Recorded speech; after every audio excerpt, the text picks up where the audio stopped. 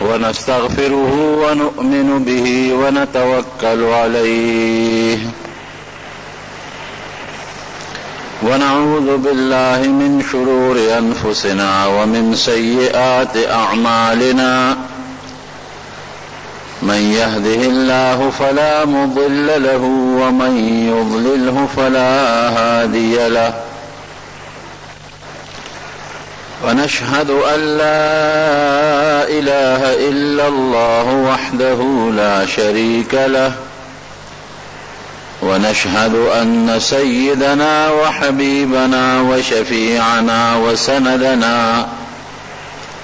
ورحمتنا ومولانا محمدا عبده ورسوله أما بعد فأعوذ بالله من الشيطان الرجيم بسم الله الرحمن الرحيم المال والبنون زينة الحياة الدنيا والباقيات الصالحات عند الله خير ثوابا وخير أملا. رب العالمین قرآن حکیم کے فرمائی کہ انسان سره په دنیا کې مال دولت او زامن بچی دا د دنیا ډول ډال دی. معلوم چې چا سره دنیا به ډولې وي او کله چا بچی وي بیا زامنی نو دا غبم د دنیا ډول ډار او رنگ او سنگار برابری. خو په آخرت کې انسان د پاره کوم څه بهتر دی؟ والباقیات الصالحات، باقیات صالحات د الله په نس په ثواب کې مغوره دي او په انجام کې او په نتیجه کې دا بهتر شی دی. باقیات صالحات څه ته وایي؟ پښتو کې خدا معنا ده چې هغه څیزونه چې ښه څیزونه او باقی پاتې کېږي. نو د نبی کریم صلی الله علیه وسلم نه تپوسو شو چې د الله رسوله دا باقیات صالحات څه شی دی؟ وی دا څلور کلمې دي: سبحان الله والحمد لله ولا اله الا الله والله اکبر. دا باقیات صالحات دي. نو مال او بچی زامن د دنیا ډول ډال دی او دا څلور کلمې سبحان الله درېمه کلمه ورته ماشومان وایي: سبحان الله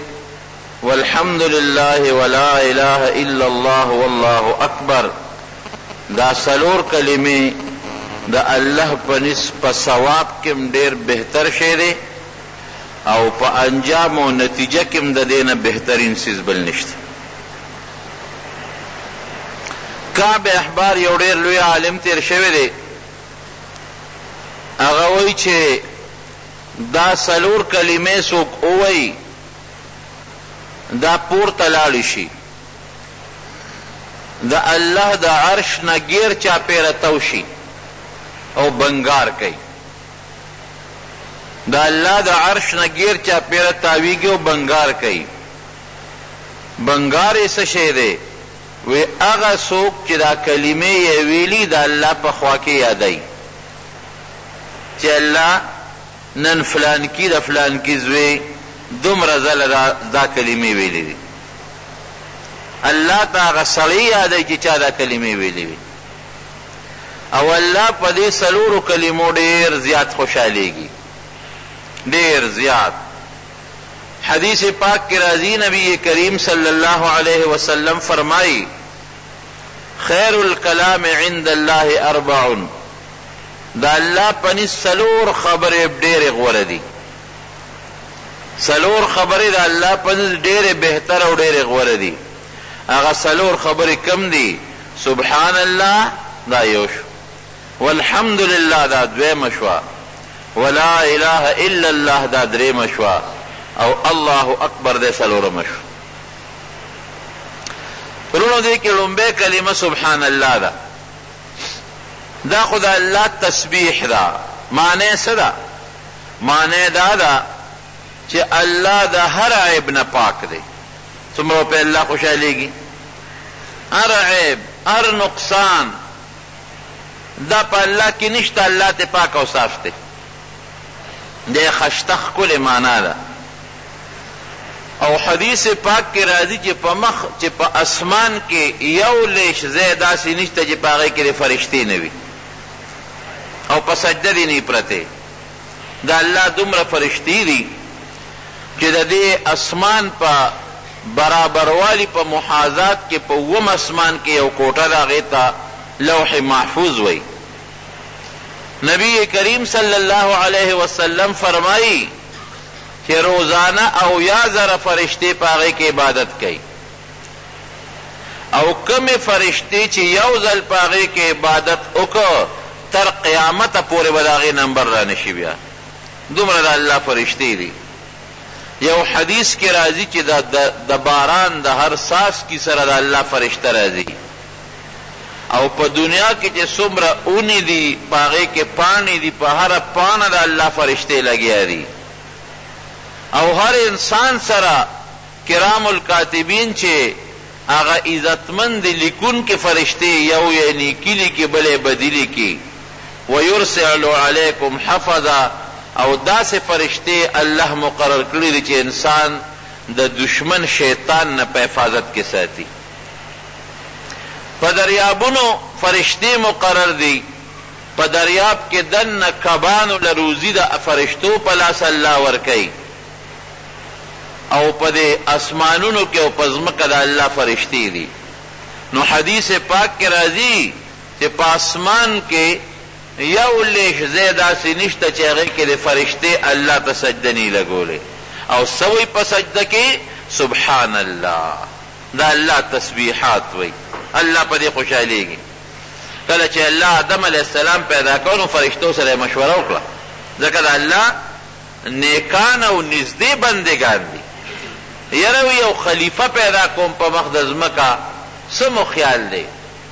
فرشتې ورته څه وایي؟ نحن نسبح بحمدك ونقدس لك. الله مونږ ستا تسبیح وایو، سبحان الله وایو کنه،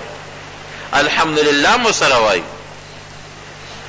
او قدوس قدوسنم وایو. د قدوس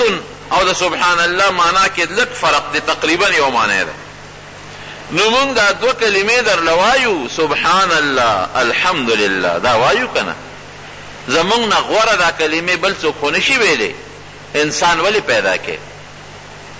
نو یو پکې سبحان الله دی. سبحان الله څه معنا؟ د هر عیب نه او د هر خراب صفت نه الله پاک دی. نو چې دا یو سړی وایي نو الله به پې څومره خوشحالېږي. دې ته تسبیح ملائکه وایي. یو حدیث پاک کې راځي چې څومره څوک سبحان الله زیات وي هغومره به الله دله رزق زیات ورکوي، روزی به والا الله زیاتی. او یو بل روایت کې راځي چې د ماښام نه تر ماسخوتنه پورې ټیم کې څوک سبحان الله وایي د هغه روزي به فراخه کېږي، روزي به نه تنګېږي. دویم په دې کې دی الحمدلله. الحمدلله څه معنا؟ چې څومره ښکلي صفتونه دي هغه د الله سره مناسب دي او الله په هغه صفتونو موصوف دی. لکه مونږ وایو خشته صفت د انسان حسن دی. حسن د انسان بس حسن دی، الله ډېر خشته دی. ښکلې خبرې چې څوک کوي هلکه وي دا ډېر فصیح سړی دی، ډېرې خشته خبرې کوي. د الله نه ښکلې خبرې بل څوک نه کوي. لیدل دا د انسان صفت دی، د الله نه ښکلي لیدونکي بل څوک نشته. اورېدل دا د انسان صفت دی، د الله نه خشته اورېدل بل څوک نشي کولی. نو څومره خشته ښکلي صفتونه چې دي هغه د الله دي، الله په هغه صفتونو موصوف دی. دا د الحمدلله معنا ده. نبی کریم صلی الله علیه وسلم حضرت ابوبکر صدیق فرمایي چې زه د غرمې وخت جمعات ته راووتم، اوږې وم او لوږې په مخه کړی وم، خوب نه راته. لږ ساعت پس ګوري چې حضرت عمر فاروق رضی الله عنه هم جمعات ته راغی او دا ټیم د غرمې خلک خوب کوي. نو حضرت ابوبکر ته تپوس وکړ عمره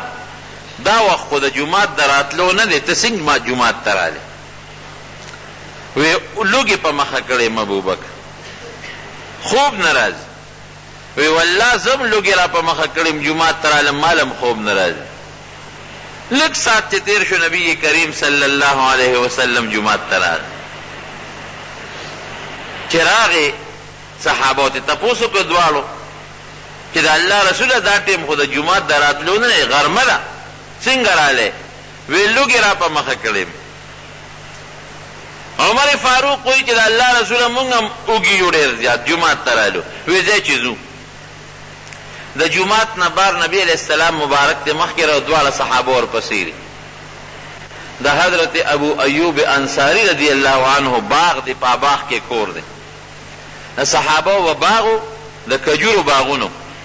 او په هغه باغ کې به ځان له یو کوټه دوه جوړ کړي، د باغ نه به دیوال تو. اوس هم مدینه شریفه کې د کجورو باغونه دي، نو غیر چاپیره ته دیوالونه خلکو تو کړي.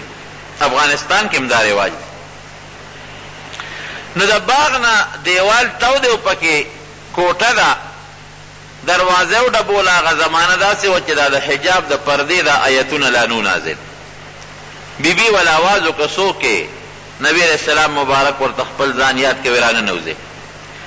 دواړه صحابه سره د نبی علیہ السلام نه باغ ته ورننوتل. ملګری دې څه شو؟ وی هغه صاحب بار اوتې دې اوس به راشي.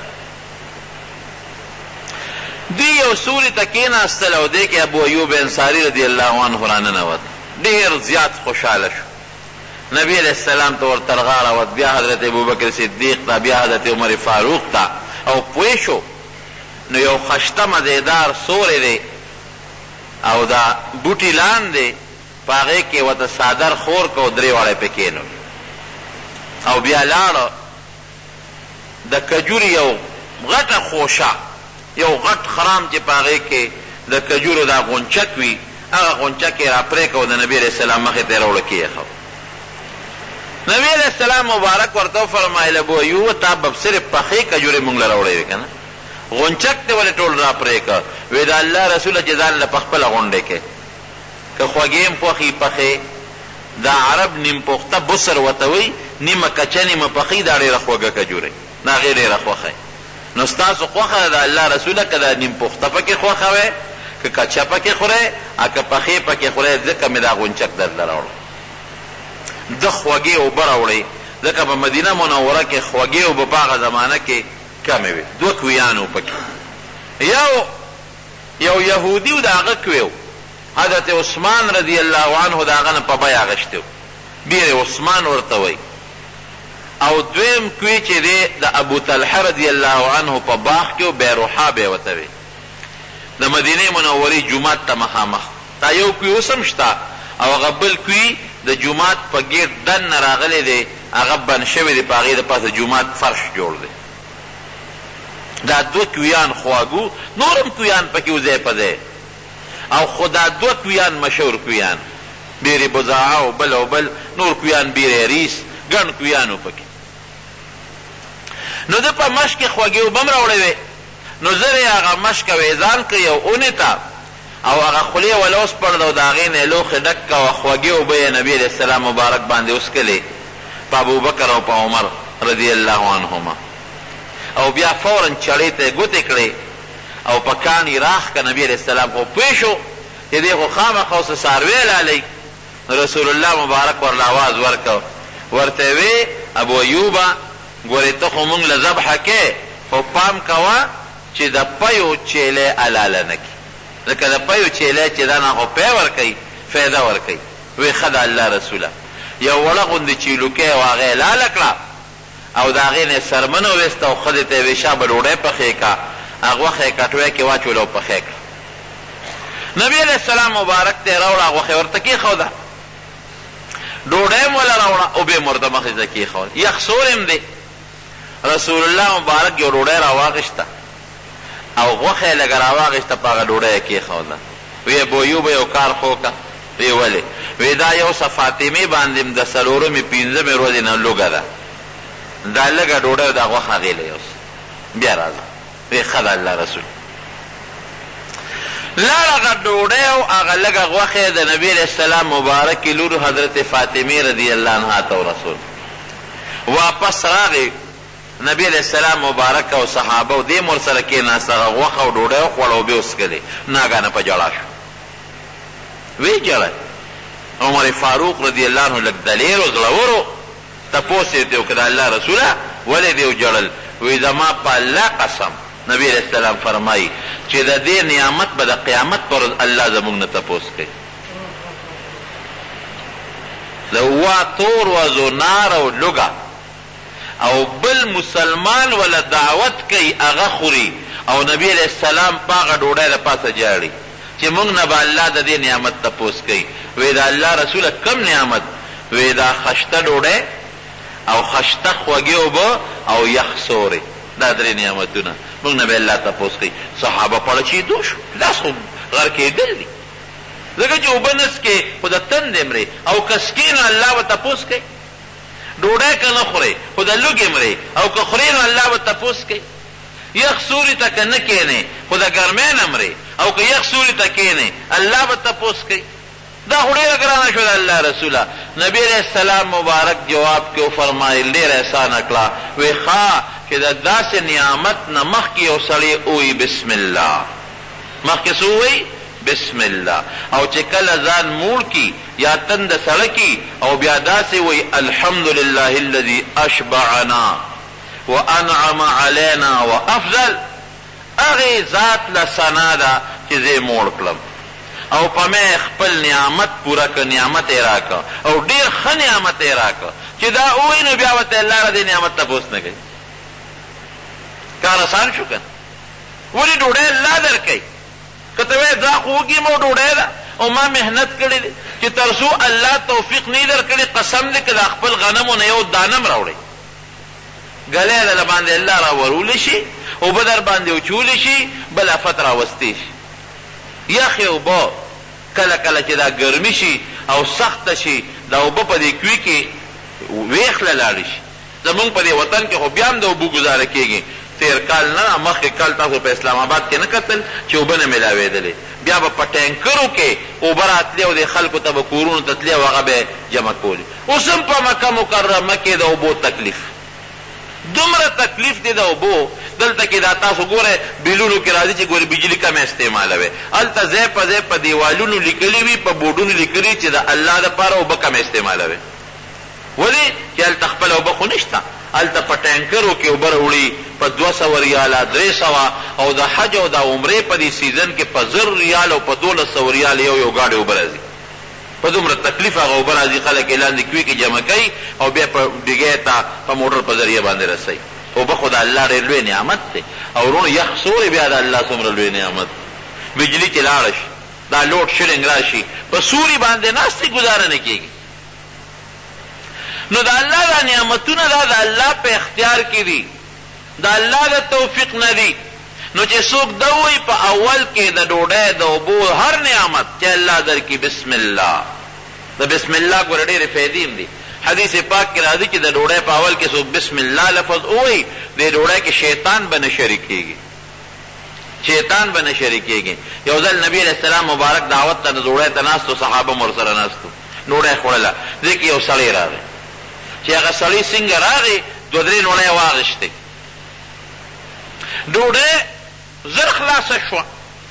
صحابو تپوس وکړه د الله رسوله مونږ خو ډوډۍ شروع کړې وه خلاصېده نه فلان کې راغې 2-3 ډوډۍ واغېستې په اسات خلاصه شوه وایي مونږ پې د الله نوم اغېستی و بسم الله مو ورسره ویلی او د الله نوم وانغې شیطان ورسره ملګری شو د ډوډۍ برکت ختم بل حدیث پاک کې راځي نبی علیہ السلام روټۍ ته ناستو سره د ملګرو ډوډۍ خوړله دې کې یو سړی راغی هغه سړي یو څو نوړی واغېستې بیا هغه سړي وی بسم الله را یاد شو ورته نو نبی علیہ السلام مبارک وخندل چا دې تپوس وکړو د الله رسول د خندا وخت نه دی ولې دې وخندل وی مونږ د الله نوم اغېستې او ډوډۍ هم خوړه شیطان نه راته خو دا ملګري راغی د الله نوم یې وانغېسته او ډوډۍ شروع کړه شیطان ورسره ملګری شو خو چې بسم الله ووی نو شیطان پاسېد او چې څه یې خوړلي وو هغه یې الټی کړل نو ما د شیطان هغه الټی ولیده نو خندا راله راغله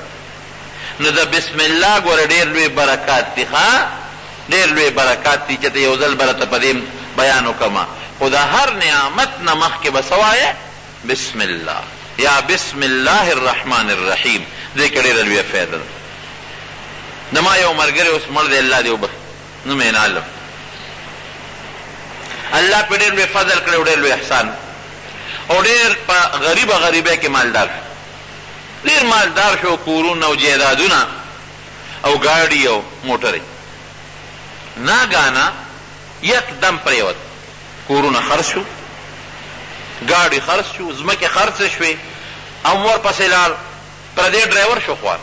بل له یې ګاډي چلو هغه هم تلاړ او حتی کې څه موده پس بیا وفات هم شو ما ته څه موده پس یو ملګري هلکه مې پلان کې مې ډېر یاد شوی دی الله دې وبخي داسې ته خو ورسره ډرایور وې چې کوم د ورسره ډرایور و ده داسې څه عمل ته څنګه یکدم اوچت شو بلا مالدار شو او بیا فورا پرېوت هغه ځمکې او جایداد او کورونه ګاډي هر څه لاړل پردی مزدور شو ما ته وې مولوي صاحب یو چل پکې و یو ځای کې ته یو غلطي وشوه وایي ما ورته یاده کړه خو د هغه غلطۍ بیا م هغه توبه ونه ویسته مې هغه څنګه یو ځای کې یو ګاډی واغېسته یو موټر یې واغېسته وایي چې موټر یې واغېسته نو وایي ما چابي راواغېسته هغه خرڅوونکي نه دله مې ورکړه چې کېنه ورته سټارټ یې کړه وایي چې دې ګاډي ته کېنه چابي تاوړې مې چې د الله نوم پې واله بسم الله وایي دې ما ته وایي چې دا هغه موټر لم چې بغیر د خدای نوم نه مې سټارټېږي زه هغه موټر اخلم چې بې د خدای د نوم نه مې سټارټ کېږي ګوره کبر راغی لوی راله چابي پې تاو کړه سټارټ شو اخر ورځې نه سړی لاړ پرېوت ورسته روزه لال ختم شو یا د خپلو ګاډو مالک څلور پنځه او د خپلو بنګلو مالک یا پردي ډرایور او هغې کې هم لال ختم بسم الله کې ډېره لویه فایده ده د ډوډۍ نه هر څیز نه مخکې په دروازه نه نوځې وایې بسم الله او چې کله ډوډۍ وخورې نو د نبي علیه السلام مبارک نه څونه الفاظ دي دغه حدیث کې خو داسې دي چې الحمدلله الذي اشبعنا هغې الله له ثنا ده چې دې موړ کړم مونږ یې ماړه کړو وانعم علینا په مونږ یې احسان وکړه وافضل او ډېر ښه احسان یې را باندې وکړه ډوډۍ هم راکړه او بې هم راکړئ غوښې هم راکړه کجورې هم راکړئ یخسورې هم راکړه لیکن که تا ته دا الفاظ د عربۍ یاد نه صرف الحمدلله وایم کافي ده شروع کې بسم الله او په ختمېدو کې الحمدلله الله له ثنا او صفت دی دا وایا نو چې دا کم نعمت تا وخوړه د دې نعمت تپوس به د الله نه کوي به د یو شکریه شو اسانه شو خبره نو دویم ټکي پکې الحمدلله دی سبحان الله والحمدلله او دریم ټکي پکې لا اله الا الله دا خو ذکر دی لا اله الا الله د دې خو یو جمله ته مستقل بیان کړی دی لا اله الا الله چې حضرت موسی علیه السلام الله نه تپوس وکړو الله یو بهتر ذکر راته وښایه وی لا اله الا الله وایه وی الله دا خو هر څوک وایي ما ته داسې شی وښایه چې هغه بل څوک نه وي یو ځای ویم وی موسی که دا ټوله ځمکه او دا اسمانونه د تلې په یو چابړي کې واچې او دا لا اله الا الله په بل چابړي کې واچې دا پې زورور دی دروند دی او اخره کې یو لفظ دی الله اکبر الله ډېر لوی دی بام چې مونږ شروع کوو او اقامت شروع کوو د څه شروع کوو د دې نه چې الله اکبر الله ډېر لوی دی دا څلور کلمې دي او دا واړه ورته دریمه کلمه وایي یاده مو ده که نه ټولو به یاد یې که نه ووایه ما سره یو ځل سبحان الله والحمد لله ولا اله الا الله والله اکبر حاجی نه دا یو حدیث کې وصفه لا حول ولا قوه الا بالله العلي العظيم لا حول ولا قوه الا بالله هم شته کاغه ویله خبره شو خو دا څلور کلمې اوس د دې بل برکت ته توخیر دا څلور کلمې چې څوک وایي یو حدیث پاک کې راځي چې د قیامت پر ورځ به رب العالمین د دې انسان ګناهونه په نیکو بدلی دا لا غوره خبره شو یوازې ګناه معاف کېدل نه دي ګورې ګناهونه په نیکو بدلول یو سړی دی نبی علیہ السلام فرمایي چې د قیامت پر ورځ رب العالمین به ځان ته رانږدې کړي چې ځان ته یې را قریب کړي الله به ورته ګناهونه را شماري وایه که نه بنده تا پلانکی ګناه کړې ده دا واړه واړه به ورته الله را یو ځای واړ پوټینې پوټینې دی یو الله کړی مې پلانکی دې کړې ده او الله کړی مې خو هغه غټ ګناهونه به ته الله پټوي غټ به نه یادوي ورته دی به دې زړه کې وایي چې الله دا واړه خو راته رایادې هسې نه غټ راته رایاد نه کړي که غټ ګناهونه دې را مخکې غرق به شم نو چې دا واړه ورته رایادوي نو دی به وایي چې دا پلانکې یې دې کړې ده او الله بالکل ما کړې ده هلته خو انکار کولی نه شو نو چې دا ټول ورته الله را یاد کړي قرآن حکیم کې الله به د نیکانو خلکو صفتونه کوي نو اخره کې بیا فرمایي اولئک یبدل الله سیئاتهم حسنات الله به فرمایي ای بنده دا څومره ګناهونه چې تا کړي دي او ما درته یاد کړل دا ټول درته ما وبخل او د بخنې نه پس مې په نیکو دله بدل کړل دی به خوشحاله شي دی به وایي چې خبره خو بل شوال شوه ګناه په نیکۍ بدلېږي نو زړور به شي وی الله څه نور ګناهونه خو هم ما کړي خو دې راته را یاد نه کړل الله به فرمایي بنده امې یاد دي امې دله له دې نه مخکې په نیکو بدل کړي دي امې ځکه را یاد نه کړل چې ته پریشانه نه شې خو نه یېرېږي دا د الله ذات دی رونو الله ته څه دي الله ګوره بنده چې دې خوشحاله که هر څه یې هېر شي څومره چې خفه خو چې لږ دې خوشحاله که هغه ټول خفګانونه یې هېر شي نو پروردګار عالم رب العالمین د ټول کائنات رب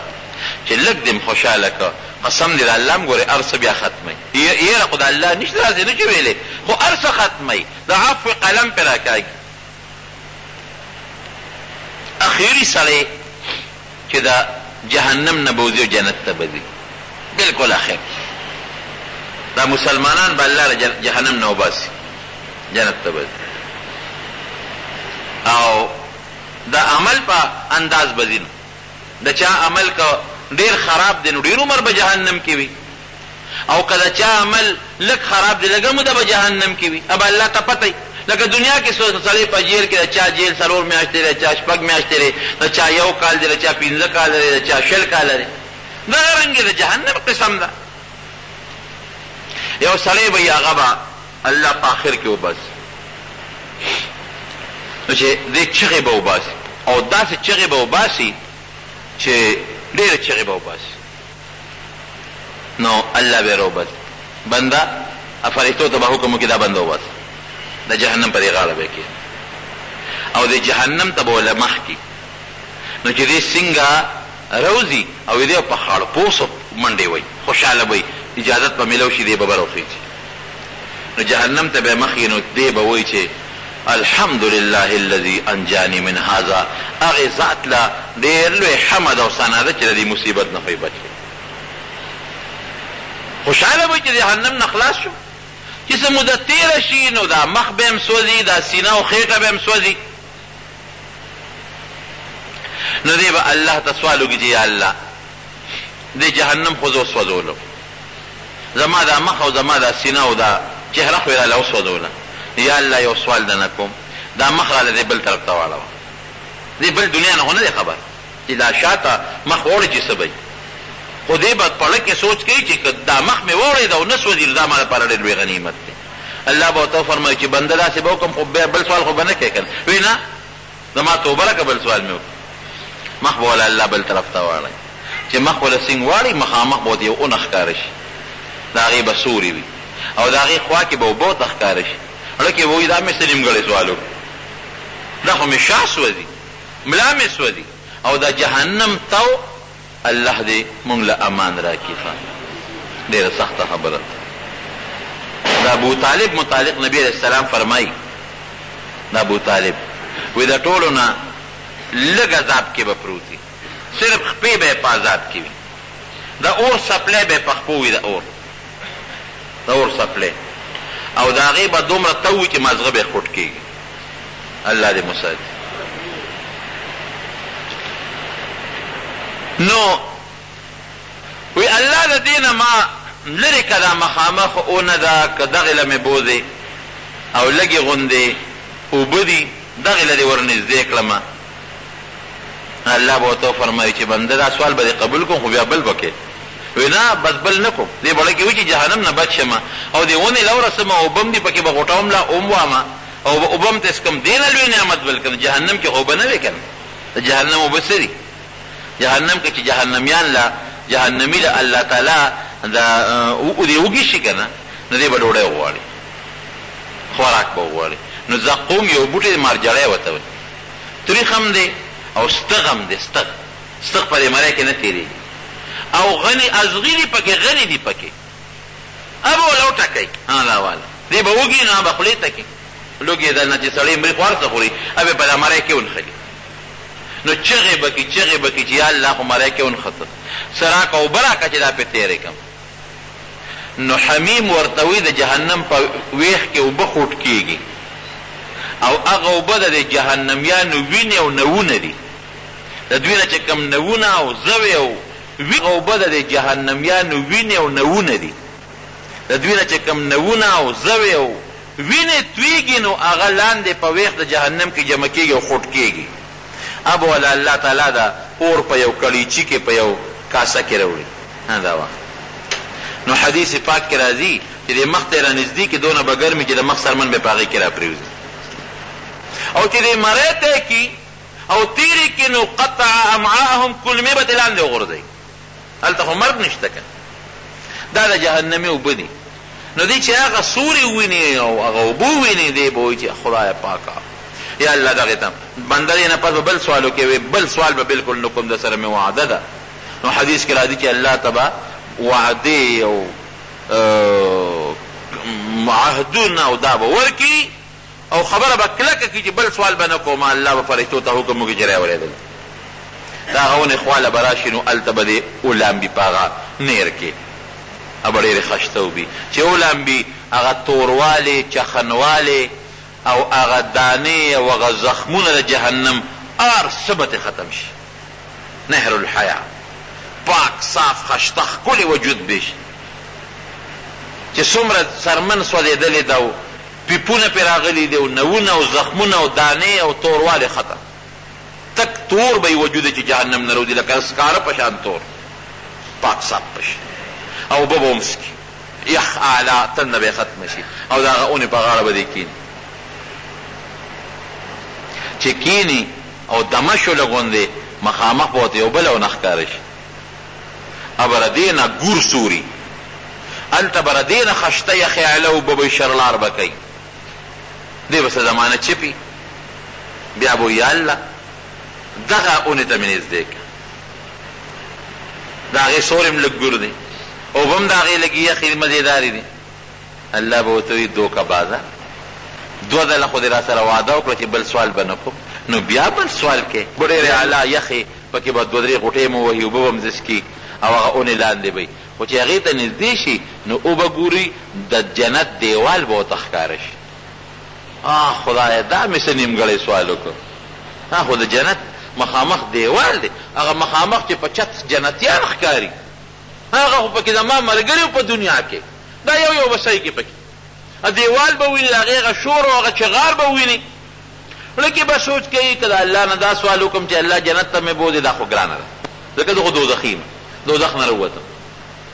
نو اسې نه الله غصه شي د الله هغه غصه خو بیا په زړه کې پرته او بیا اعلان وکړي چې ښه جنت غواړئ ورللی کړی جهنم ته نو اسې نه په مصیبت کې بیا پرې ونه ځمه زه راشه یو سوال ته وکړه چې د جنت دې دیوال ته نږدې شم که نه د دې ملګرو دا خبرې به واورم او هغه ډېر خشته ځای دی هر څه به ووینم نو د الله نه به ته بیا سوال وکړي یا الله یو سوال ده نه کوم بیا څه وی بني آدم د آدم اولاده څه وی دې دیوال ته مې لږ ورنږدې کړي تا اوس ما سره قسم نه وکړی وعده یې نه وکړی وایي بس الله ستا په ذات مې قسم دا آخري سوال دی بیا به نه کوم ګوره دوکهبازه بل سوال به وکړي وایي نه بس بل سوال به نه کوم نو بیا قسمونه او وعدې الله به فرشتو ته حکم ښه رانږدې کړي هغه دیوال ته دیوال ته به راشي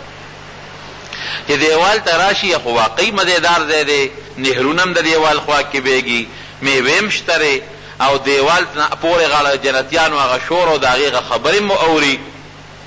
خو بیا بله کې وایي چې بیا دې نیمګړی سوال وکړه دا دروازه نه وخه چې دروازې د خوا مې ته غوښتې وې چې دننه خو مې هر څه لیدې که نه دا خو زه بار یم او شوق کې به نور هم راشي چې د جنتیانو هغه چغار او هغه خبرې او خوشحالۍ او خنداګانې اوري نو یې څه موده به چپي نبي علیه السلام فرمایي نو اخره کې به بیا د الله نه سوال وکړي یا الله د دې قربني الی باب الجنت دې دروازې ته خو مې نږدې کړه چې په سترګو خاص ووینم نو بیا به ورته الله وایي دوکهبازه ای د آدم اولاده قسم خوره څومره دوکې دې وکړئ څومره وعده خلافۍ دې وکړئ او څومره قسمونه دی خوړل چې بل سوال به نه کوم او بیا بل سوال کې وی بس دا مې اخري سوال دی زما د قسم ایستا په ذات کې بل سوال مې کوی نه به کوې نه ښه دروازې ته نږدې کړي چې جنت دروازې ته نږدې کړي که نه هلته به یو ډېر خشته حوضي مزېدار هغې کې د اوبه مسکي او جنت به وویني د دننه نه د جنت هغه خوشحالۍ به وویني هغه ملګري به پکې صحیح کړي او جنت بدلنده خبره داره جنت باندې یو جمعه به راته بیان چېته وکړم انشاءالله یو مولانا صاحب ووي د جنت جون نیمه خدای ده نو د خدای پاک دو صفتونه دي چې څه پیدا کوي پیدا کولی شي دې صفت دی که نه وایه که نه چې څه پیدا کوي او چې د الله دا صفت دی چې څه پیدا کوي نو پیدا کولی شي دا د الله صفت دی او دویم دا چې څه حاضري نو حاضرولی شي نو د جنتي دا یو صفت نشته پیدا کول نشي کولی خو لیکن چې څه غواړي هغه ملاویږي میوه غواړي درته ملاویږي جامه غواړي درته ملاویږي او څه قسم سیز ولهم فیها ما تشتهي الانفس د زړه کې چې څه تېرېږي هغه به ورته الله تعالی ورکوي نو چې د جنت دروازې د نږدې چې د جنت هغه خوشحالۍ وویني الله دې موږ ته وښولي کړي او بیا په جنت کې هغه د ملګري وویني هغه نعمتونه وویني دا مې څه نیمګړی سوال وکړه نو دې به څه موده چپي حدیث کې راځي ډېره موده به چپي اخر به یا الله دې جنت ته خو مې وردن نه کړه الله به ما اغدره کړه یا بني آدم ای د آدم اولاده څه دوکهبازې ډېر غټ دوکهباز وعده خلاف د قسم ماتونکې یو ځل سوال کوه نو هغه د هغې نه پس بیا کوه د هغې نه پس بیا سوال کوه د هغې نه پس بیا سوال کوه څومره وعدې دې وکړه او دې ماتې کړئ نو دې به یې وجیبه ناشنا خبره وکړي وی الله نو ما سپېره بنده مه جوړوه که نه چې جنت نه بارې خوا سپېري نو ما سپېره بنده ولې جوړی الله ما جنت ته وردن نه کړه نو رب العالمین به وخاندي الله داسې خندا نه کوي لکه د موشتا په شان خوشحاله به شي رب العالمین نو الله به ورته وفرمایي ښه جنت ته خو چې ورځې زه وردن نه کوم دی خو جنت کې ته څه غواړې وغواړه وی الله ډک دی یو غاړې ته به کښېنم جنت خو ډک دی ځای پکې نشته وی ته غواړه شابه وغواړه نو دی به یو نعمت نو بل بل بل بل بل دا نعمتونه به دی غواړي چې دی په دې نعمتونو ستړي شي نو بیا به ورته الله یادوي ای بنده پلانکې شی دی ونه غوښتو هغه غواړو ای بنده پلانکې شی دی ونه غوښته هغه یاد کا الله به ورته یادوي نو چې الله یادوي چې به څه نعمتونه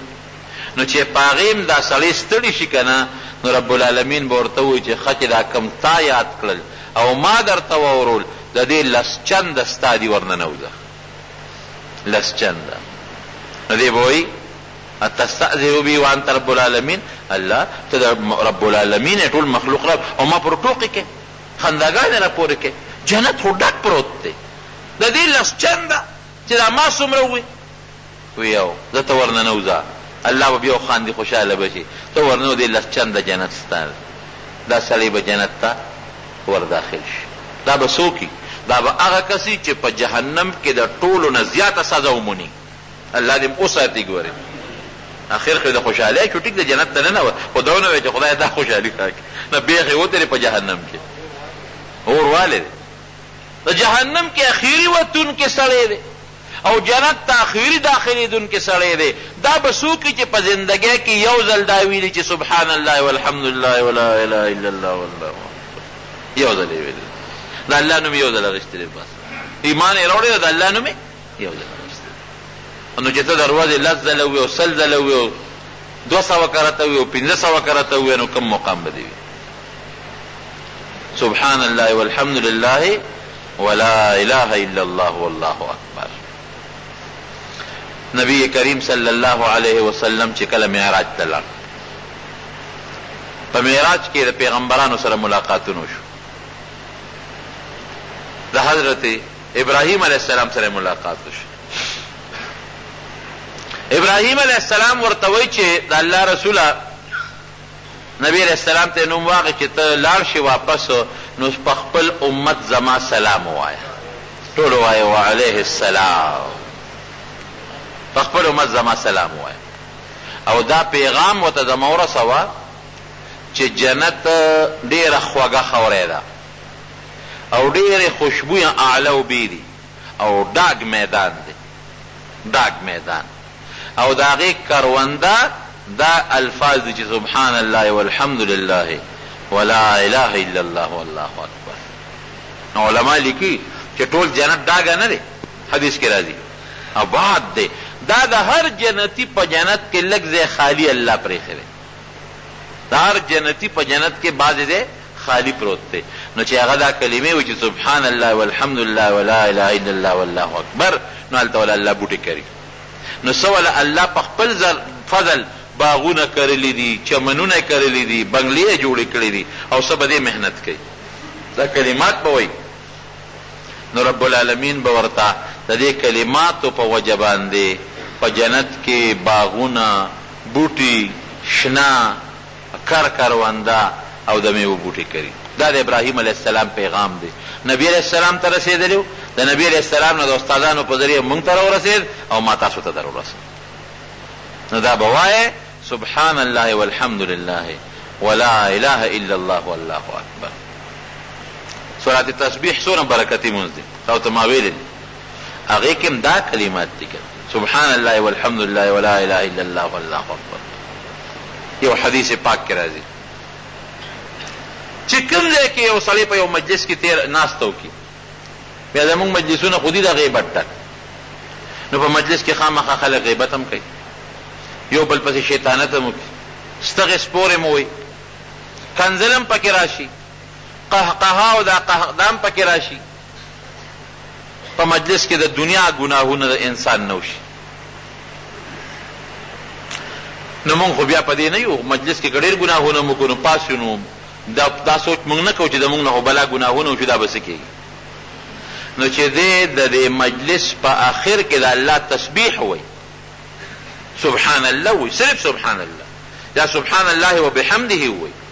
یا صرف سبحان الله وایي، نو الله پاک چې د دنه په دې مجلس کې څومره ګناهونه شوي دي، غیبت شوي دي، کنزل شوي دي، او بد ردی ویلې شوي دي، یا غیبت یې اورېدلی دی، دا کلمات یې د دې مجلس کفاره شوه. په دا مجلس کې څومره ګناهونه ټول به ورته الله تعالی وبخي. نو مجلس چې کله مو کې نه چې کلي ګناه کوه، دا ګوره جرم دی چې یو سړی راشه ګناه به کوم او دا کلمات به بیا وي، نه ګناه نه، قصدن ګناه خو ډېر لوی انسان ته په الله غوسه کېږي. خو که بالفرض په یو مجلس کې در نه ګناهونه وشو، مجلس چې ختمېږي به دا وایه سبحان الله والحمد لله ولا اله الا الله والله اکبر. نو په مجلس کې چې در نه څومره ګناهونه شوي، رب العالمین به پې د عفو قلم راکاږي، معافي به درته وکړي. دا وایه ښه مونږ ځان له خوله ستړی کړه په غیبتونو، پردې غیبت بل کار هم نشته. جومات کې ناستې غیبت، په پوله دوه کسه ناستې غیبت، په لاره کې ناستې غیبت، په بیټکه حجره کې ناستې دوه کسه درې کسه غیبت، د بل سپکه، بل پسې خبرې کول، مسلمان کړول، کنزل، دا زمونږ عادت دی. او ردې به الله د قیامت په ورځ ګورې زمونږ نه تپوس کوي. ولی یو حدیث پاک کې راځي، نبی علیه السلام فرمایي وی ردو څیزونو ضمانت راکې، زه به د یو څیز ضمانت درکړم، تاسو را یو جبې ضمانت راکې، یو د مخصوص اندام، چې دا دوه څیزونه به بې ځایه نه استعمالوي، زه به جنت ذمواري وادم. او حدیث پاک کې راځي چې د قیامت پر ورځ به د جبې په ګناه خلک په جهنم کې پړ مخې پراتی. نو لنډ علاج یې رونو دا شو چې مجلس ختمیږي نو داسې وایي چې سبحان الله والحمد لله ولا اله الا الله والله اکبر. ښه دی ورور د ما نه تپوس وکړو چې که دې پسې څوک زیاتي ووایي، لا حول ولا قوة الا بالله، لا حول ولا قوة الا بالله کې بیا ډېر لوی برکات، ډېر لوی. ځکه یو حدیث یو صحابي فرمایي وی نبی علیہ السلام سره په څاروي سورم، مخکې سورو زه به په شاته سورو، نو وی ما وی چې لا حول ولا قوة الا بالله. وی نبی علیہ السلام راته فرمایل چې دا خو د جنت د خزانو نه خزانه دی. وی او یو حدیث پاک کې راځي چې لا حول ولا قوت الا بالله د 3 بیمارو علاج دی. د څومره بیمارو علاج دی؟ د 3 او پدې کې د ټولو نه راکوټه بیماری صدا هغه غم دی چې دغه سبب نه معلوم دی، راکوټه ده هغه 2 دینه غټ دي. او معنی صدا لا حول ولا قوت الا بالله، د شیطان او د ګنا نه بچ کېدل نشته مگر د الله په ذات، او په عبادت او تابعداري طاقت نشته مگر د الله په ذات. یعنی د شیطان نه بې د الله نه نشم بچ کېدی، او عبادت بې د الله نه نشم کولی. لا حول ولا قوة الا بالله یا الا بالله العلی العظیم. حدیث کې داسې بشتا. نو دا سلور خودی ځکه حدیث کې 40 لفظ دی، 4 کلمات عند الله، سلور خبر د الله پنځ سلور لفظ دی. او که لا حول ولا قوة الا بالله دی وسره ویلا ډېره بهتره شو. سبحان الله والحمد لله، الله پاک دی د هر عیب نه. الحمد لله، الله له چې څومره ښکلي صفتونه دا ټول د الله سره مناسب دي او الله له ثابت دي. لا اله الا الله، ما سوا د الله نه د عبادت لایق بل څوک نشته. الله اکبر، الله ډېر لوی دی. او که دا دی چې لا حول ولا قوة الا بالله، د عبادت طاقت بې د الله د ذات نه په بله طریقه نه حاصلېږي، او د ګناه او د شیطان نه بچ کېدل بې د الله توفیق نه خلاصېږي. ورونو په دې عمل شروع کې ښه، سهار هم وایې، ماښام هم وایې، تسبو سره هم وایې، په لاسونو باندې هم شمېرې، او که ډوډۍ مو خوړه وایې ډوډۍ نه مخکې هم وایې، او کور زنانو ته وښایې. مونږ سړي دومره په عبادت کې تکړه نه یو لکه زنانه چې څومره په عبادت کې تکړه. نو دا ما چې څه ووایي قسم ولګې ډېر په دې کې یاد کړي زنانو ته یې واوروې، هغې په انشاءالله عمل وکړي. او دې ماشومانو ته خو اوس په دې سکولونو کې هم ښایي، اول کلمه او دویمه کلمه او درېیمه او څلورمه او پنځمه او شپږمه او څه. نو دا ماشومانو ته هم خلک ښایي، او پخته سم خپلو بچو ته ښایې. ورسره یې زه ورته وایې مونږ بچو ته کنزل ښایو، چې بچې خبر وکړي مونږ ورته وایو چې هغه کنزل کې سپیز ویه، دوی یو ځل بیا ووایه ای ښځې راشه که نه، ماشوم خو ډېرې ښایسته ښکلې خبرې زده کړې دي، په هغه کنزلو یې مونږ خوشحالېږو. نو د هغې کنزلو په ځای باندې یا چې هغه انټوشي وکړي کورې شه کورې شه، خدای پاکه دا زوی د سپی دی کورې کوې، که بل سپی دلته پروت دی چې کورې کوې،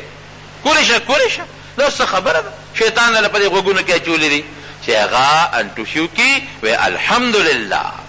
دا طریقه هم ده چې څوک پرنجو کې انټوشي وکړي نو هغه د الحمدلله وایي، بل دی یرحمک الله وایي، الحمدلله ورته وایه. نو کورې شه کورې شه، سپي ته شړې، سپی کوم ته چې دی ته شړې. نو د مارونو دا کلمات ټول وایه، او د لما سره ووایه سبحان الله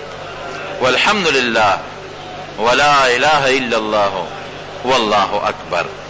هکه دا مو سره اخره کې ویلاخه ده چې ولا حول ولا قوة الا بالله العلی العظیم. دا شکر دی، او الله دې په عمل نصیب کړي. زمونږ څلور ملګري دي حج او عمرې ته دي، او چې واپس راشي نو شراب څکي، او چې موږ دې تپوس کوو نو هغې وایي چې د پاک وطن نه راغلي یو، او که خیري بیا به لاړ شو ګناهونه به ماپ شي. زمارونو 2 قسمه ګناه ده، یو هغه ګناه چې د سړي نه بې اختیاره وشي، او یا په قصې کړي وي او بیا دې وایي چې دا مې څه غلطي کړې او ستومانه شي پې،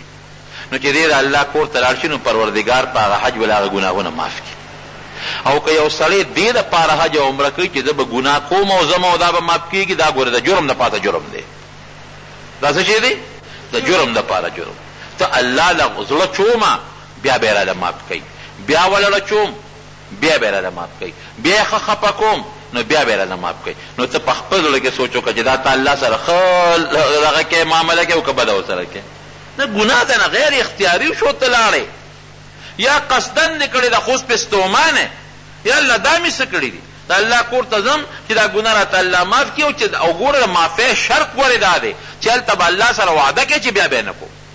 نو چې ته په دې نیت ځې چې نه هلته کې به یې معاف کړي او بیا به راځم بیا به کوم، او بیا د ژوند الاول څه پته لګي چې بیا به هم رسې که نه. او که په دې نیت دا ګناه کوي چې ځم به کوم او بیا به راځم، نو ګوره د جرم د پاسه جرم، الله سره ټوقې مه کوه، په دې به د الله راونیسي برباد په دې کې.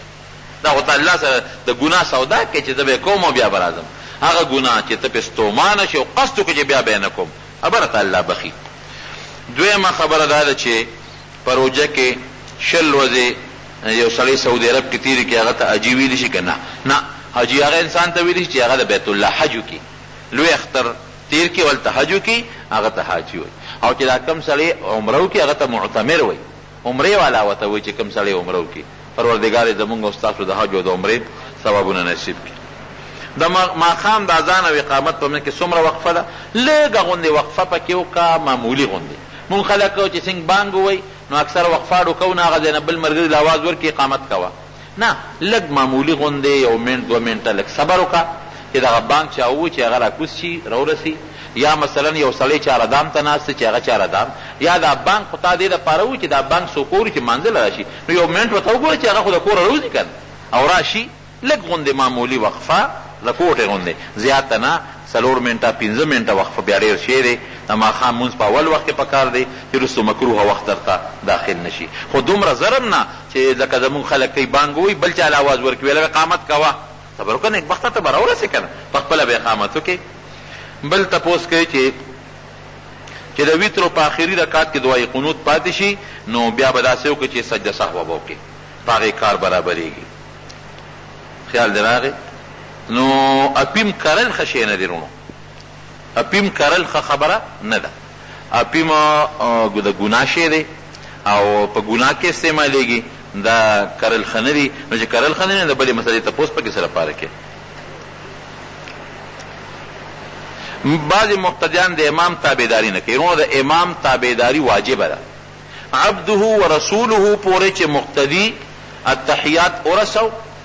او دې ورو مثلا لګیا دی او امام سلام وګرځو نو دې دا درود شریف وروستو پرې سلام دی سره وګرځي،